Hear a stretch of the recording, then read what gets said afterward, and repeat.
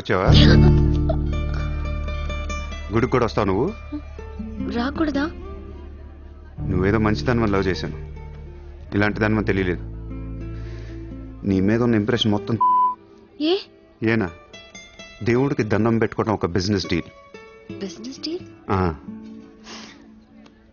దేవుడు మనకి డబ్బు, సక్సెస్, ఆరోగ్యం ఇవ్వడని తెలిస్తే ఎవరన్నా మొక్కుతారా? ముగ్గురు అయిపోయా.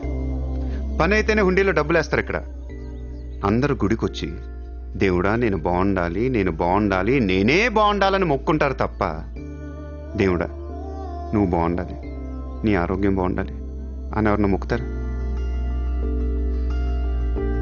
లేదు. స్వార్థం. మనుషులు అందరూ సెల్ఫిష్ అయిపోయారు ఇక్కడ. వాళ్ళ నువ్వు కూడా ఉన్నావు చూడు.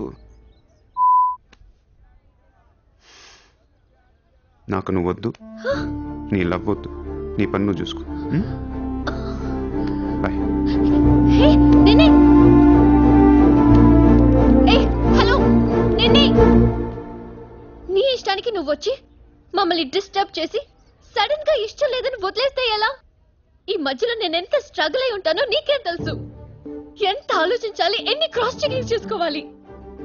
కలిసిన దగ్గర నుంచి ఇప్పటిదాకా ఏం మాట్లాడాడని ప్రతి మాట గుర్తు చేసుకుని ఒక ప్రాజెక్ట్ రిపోర్ట్ లాగా రాసుకుని ఒక అండర్స్టాండింగ్ వచ్చి నేను ఊ అనేలోపు వదిలేసి వెళ్ళిపోతే ఎలా? అది పోన్లే పాపం పాజిటివ్ గా ఆలోచిస్తూ నిన్ను అర్థం చేసుకోవడానికి ట్రై చేస్తుంటే ఫోర్స్ కొడతావేంటి? అయినా సరే నాకు టైం కావాలి. నీ క్యారెక్టర్ మీద కొంచెం డౌట్ వచ్చింది. ఆ మాట నేను అనాలి, నువ్వు కాదు. దేవుడా, వీడికి బ్రెయిన్ ఎక్కువైపోయింది. కొంచెం కట్ చేసి కంట్రోల్లో పెట్టు స్వామి. ఏ పిచ్చోడైపోయినా పర్వాలేదు, ఎలాగోలా పెంచుకుంటాను. ప్లీజ్ ఈ ఒక్క హెల్ప్ చేయి స్వామి.